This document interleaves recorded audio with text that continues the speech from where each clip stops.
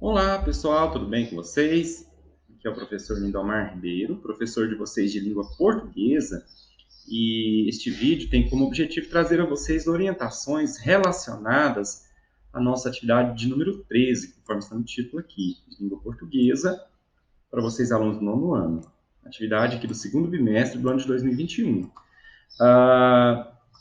Como eu disse no início, né? Hoje nós temos aqui uma produção de textos e, primeiramente, eu vou passar para vocês as orientações relacionadas a como vocês devem proceder nesta produção de textos.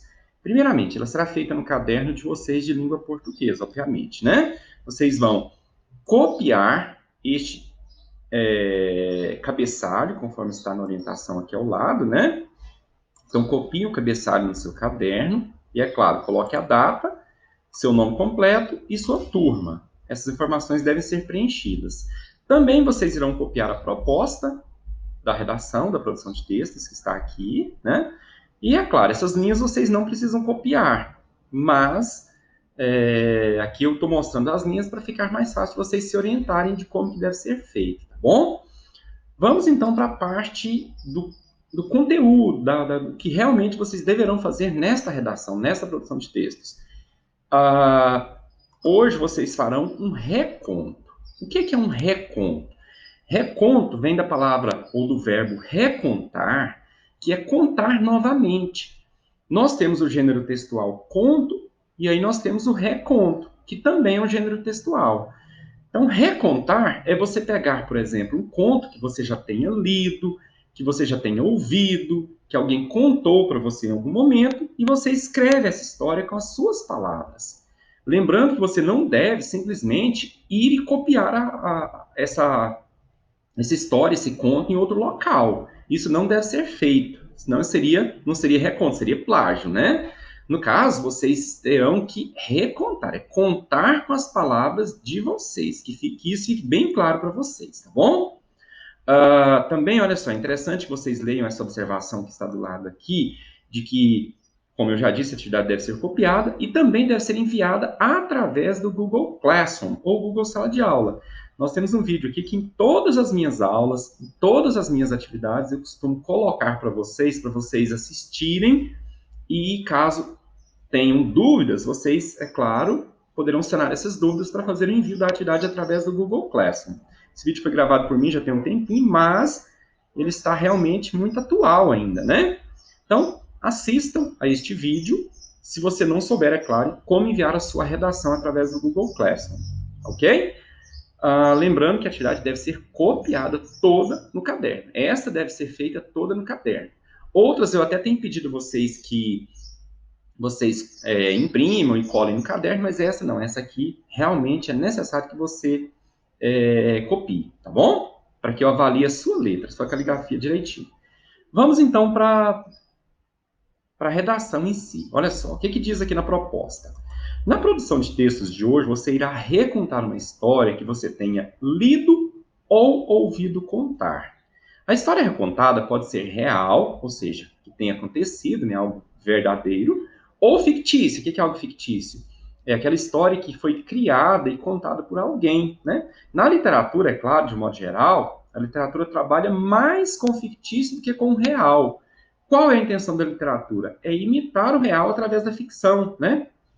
No cinema, por exemplo, nós temos inúmeros filmes criados, inúmeras histórias contadas lá, que são histórias fictícias, mas que procuram mostrar uma realidade diferenciada através da ficção, certo? Então, na literatura, nós temos essa mesma ideologia, essa mesma ideia, no caso, né? Lembrando que o texto de vocês ele deve conter, no mínimo, 20 linhas de texto, não contando, é claro, o título, e, acima de tudo, procure escrever com clareza e capricho, atente para a coesão e coerência textuais, letras maiúsculas e minúsculas, acentuação gráfica, né, coerência, coesão, conforme foi colocado aqui. E o texto deve ser escrito, é claro, com letra cursiva. O que é a letra cursiva, gente? Aquela que não é em caixa alta, né? Então, a letra deve ser letra cursiva. Vocês sabem, é claro, como que isso deve ser feito.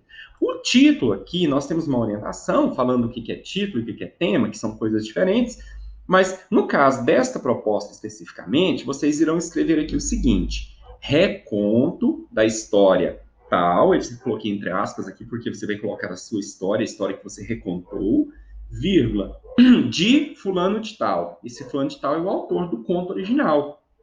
Então, você precisa citar no seu título qual é o conto que você está recontando, qual é a história que você está recontando, tá bom?